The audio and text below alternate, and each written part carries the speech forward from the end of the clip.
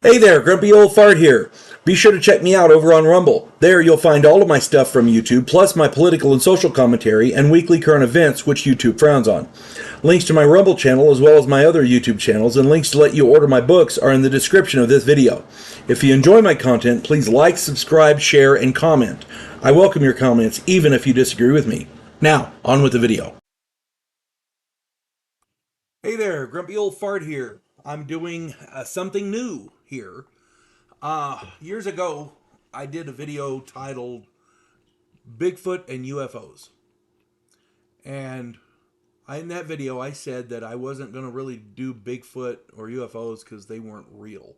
At least there wasn't proof of them being real. I actually do believe that Bigfoot could possibly be out there. I'm not discounting it. After all, they find all kinds of stuff that we think couldn't exist. They found giant, oh, octopi, whatever you want to call them, giant squids. They found those around Japan, if I'm not mistaken. And they found another kind of a whale. In Vietnam, they found an antelope that could breathe through the top of its head. It hides in rivers. And they found this in 1975, where we had just fought a war. Nobody saw them. Nobody knew they were there. Okay. Turns out the locals knew, but they weren't telling nobody because they didn't think it was. They didn't think it was anything special. In the early 1900s, they caught a fish off of the coast of Africa, and it was called a coelacanth. That fish was supposedly extinct for 65 million years. Ugliest damn fish you ever saw. Turns out the locals been catching them for years, just nobody bothered to tell us. Because, we're not important to them. They're more worried about making, oh, look, it's a fish, we can eat it. They don't care what it is. And rightly so. Why would they care? Do they taste good? That's their concern. But, shortly after that video, the Navy announced that UFOs were real. So I started doing UFO videos. And I started doing videos that go back and look at older UFO cases. Because now we have to look at them with a different eye. Because if the UFOs really are real, then maybe these people aren't the crazy nuts everybody thinks they are. Okay, whenever I do a UFO video, I try to make videos that have some semblance of logic with some corroboration. More than one person saw it, from different locations. There's physical evidence, either the person's sick or has marks or whatever. Uh, they find implants, something, anything, some kind of corroborating proof. Okay, that's the UFO stories I like to do. UFO stories about, Billy Bob in a backyard who saw a light in the sky or a craft that he didn't get videotape of or whatever. Yeah, they're a dime a dozen. You can find millions of those. Finding stuff with corroborating evidence, videos, photos, physical illnesses or marks where the aliens, physically attacked somebody or corroborating witnesses in more than one location, that kind of thing. They're hard to come by. They are hard to come by. So I'm adding a new category. There are tons of people talking about Bigfoot these days. So I'm going to go back and try to look at older cryptid cases, not just Bigfoot, but other cryptids. Because believe it or not, there's lots of them out there. I've done a few videos on the different kinds of cryptids that people are seeing around the world, people are talking about, people are reporting.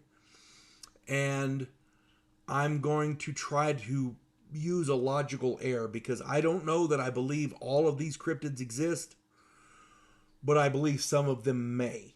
And I'm not saying I have proof in any way, shape, form, or fashion. The government has not come out and said that Bigfoot is real. They haven't done that. So take that with a grain of salt. What I'm going to do is I'm going to go through and I'm going to talk about these cryptids, hopefully in a different light. And if I find stories where there's some corroborating evidence that people can't dismiss, I'm going to put that in there too. Okay? So here we go. Cryptid encounters. I'm doing the big bad one first. Mr. The granddaddy himself, Mr. Bigfoot.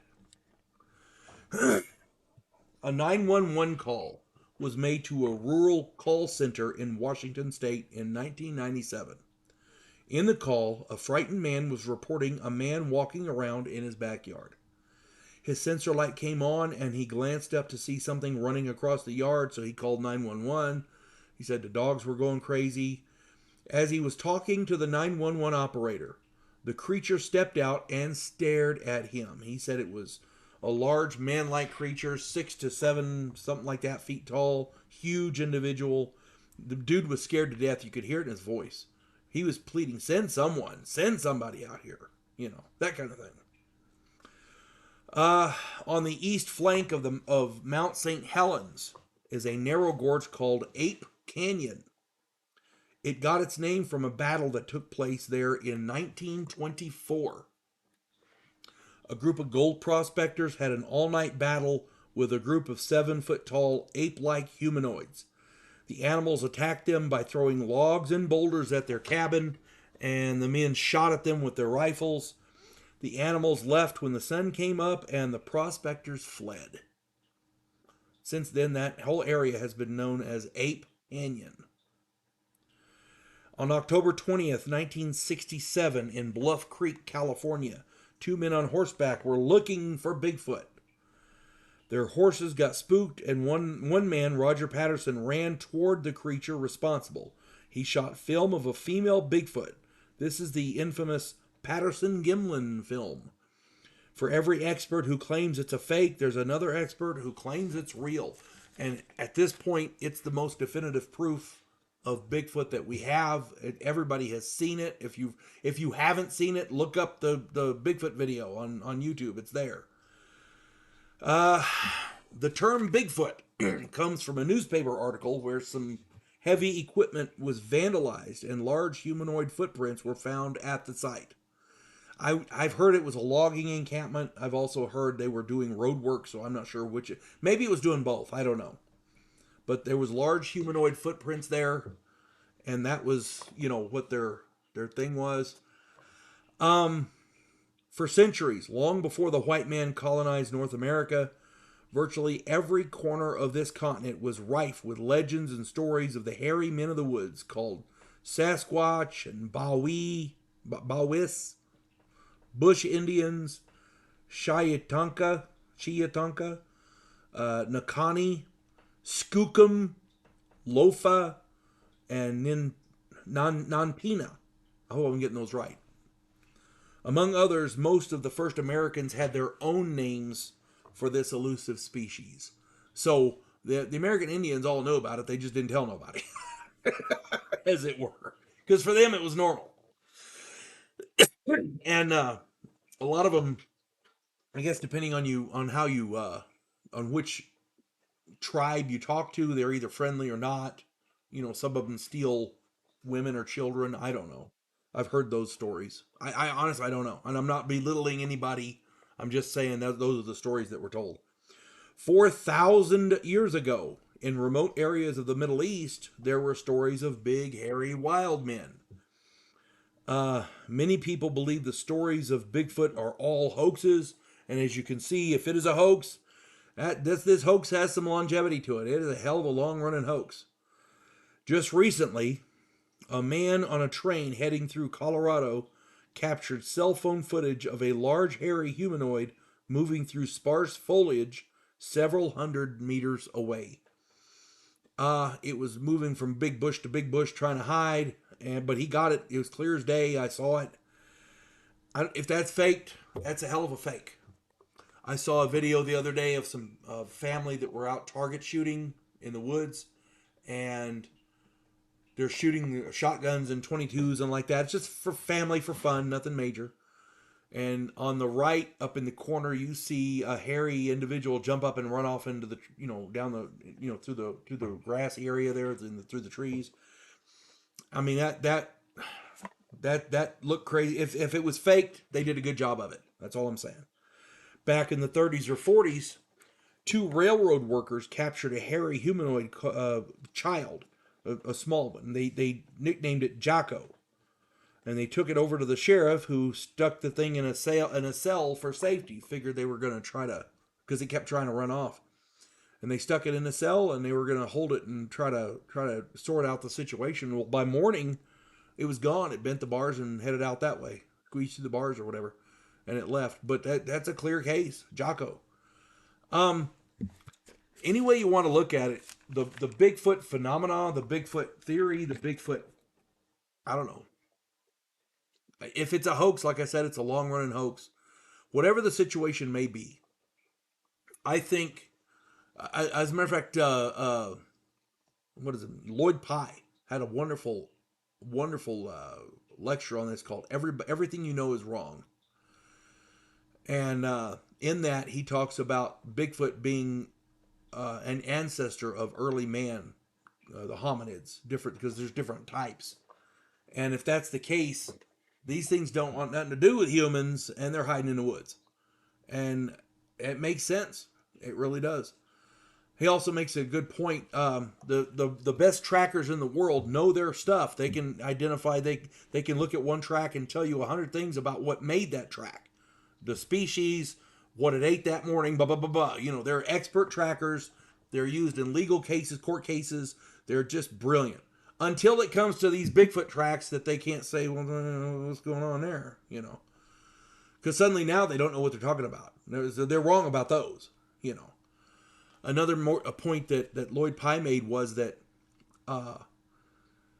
the people who are making all these hoaxes, because they make articulated prosthetics, if they could take that expertise and go to making prosthetic feet for people who are missing limbs, man, they'd be millionaires. But no, they're out here in the woods making hoaxes. You see what I'm saying? It's stupid. They cannot possibly all be hoaxes. It's just not possible. Now, are there hoaxers? Absolutely. There are absolutely hoaxers out there. But they can't all be hoaxes. That's what it's like the UFO thing. They can't all be hoaxes. They can't all be crazy. They can't all be on drugs, drunk or whatever. For my part, there are too many witnesses of too many high caliber witnesses, people with something to lose if they come forward to this. Yet they're coming forward. They have nothing to gain. They're not making any money. There used to be a program there. The program is still there. It's called Coast to Coast AM. There was a guest who had a recording of what they considered a Bigfoot scream, screech, howl, whatever you want to talk about it. If you have not heard it, go find the Bigfoot screech from Coast to Coast AM. Art Bell was the host, and oh my God, that thing will send shivers up your spine. It's not human. People have done a sound analysis of it. It's not human. There's no humanoid like an ape or anything. They don't make noises like that. You got to listen to that thing. It's fucking terrifying. Okay, pardon my French. It is terrifying. My point here is, if there is a such thing as a cryptid, I'm going to start doing these videos. I think Bigfoot could conceivably be real because there's lots of areas that Bigfoot could survive in and stay hidden. There's not apparently one Bigfoot. There are families of them, and they're all over. So, in Florida, they got the skunk ape.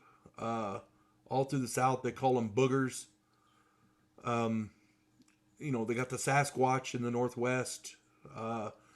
The Boggy Creek monster down around Arkansas.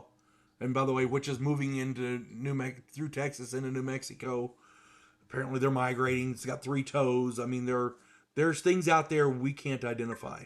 There's a video out there on YouTube about the Navajo Rangers. They talk about them. I mean, it's freaking phenomenal. My point is, you have so many credible witnesses. They can't all possibly be wrong. That's all I'm saying. You can explain away a lot, but you can't explain away everything. So, anyway, do your own research and put some comments down there. I hope you do, because we need more input on this. That's for a fact. I'm going to do some more of these later. I hope this finds everybody well. You folks have a good one. God bless one and all. We elect cookie-cutter politicians every single election cycle. Yes men who maintain the status quo and do just enough to make us believe the system still works. Imagine, if you will, a president who actually tries to fix things.